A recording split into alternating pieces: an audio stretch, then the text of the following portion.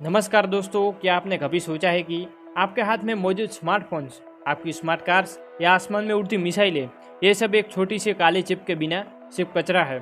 इस छोटी सी चिप को सेमीकंडक्टर कहते हैं, जो आज की दुनिया का नया सोना बन चुकी है।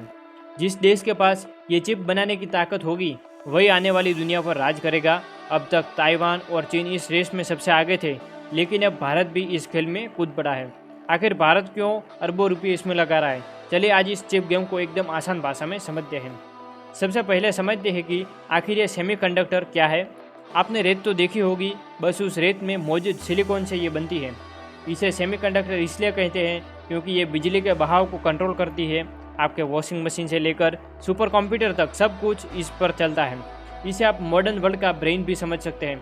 जैसे हमारा दिमाग शरीर को बताता है कि क्या करना है, वैसे ही ये चिप तय करती है कि आपके फ़ोन का कैमरा कैसे चलेगा या आपकी कार की ब्रेक कैसे लगेगी। कोरोना के समय में जब इन चिप्स की कमी हुई थी तो गाड़ियों की डिलीवरी के लिए लोगों को 1 साल तक का इंतजार करना पड़ा। इस घटना ने भारत को समझा दिया कि हम अब दूसरे देशों के भरोसे नहीं रह सकते। भारत की स्ट्रेटेजी अरबों का इन्वेस्टमेंट पॉइंट है। भारत सरकार ने सेमीकंडक्टर मिशन के लिए 74,000 करोड़ रुपये के इंसेंटिव्स घोषित किए हैं। गुजरात के साणंद में माइक्रोन कंपनी का प्लांट तेजी से बन रहा है, लेकिन यहाँ एक बात समझना जरूरी है। माइक्रोन अभी चिप बनाएगा, लेकिन उसकी असेंबली और टेस्टिंग करेगा, जिसे एटीएम पे कहते हैं, यानी बाहर से आई चिप्स को फाइनल प्रोडक्ट में पैक करना। वही दूसरी ओर टाटा ग्रुप धोलेरा में असली चिप बनाने की फैक्ट्री यानी फैब्रिकेशन पर काम कर रहा है।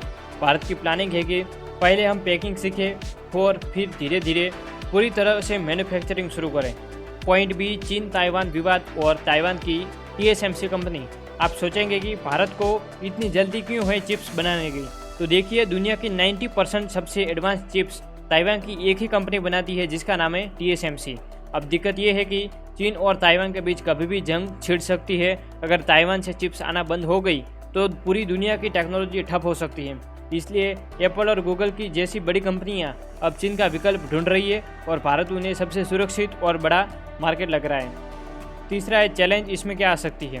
दोस्तों, चिप बनाना दुनिया का सबसे मुश्किल काम है। यह किसी नॉर्मल फैक्ट्री जैसा नहीं है।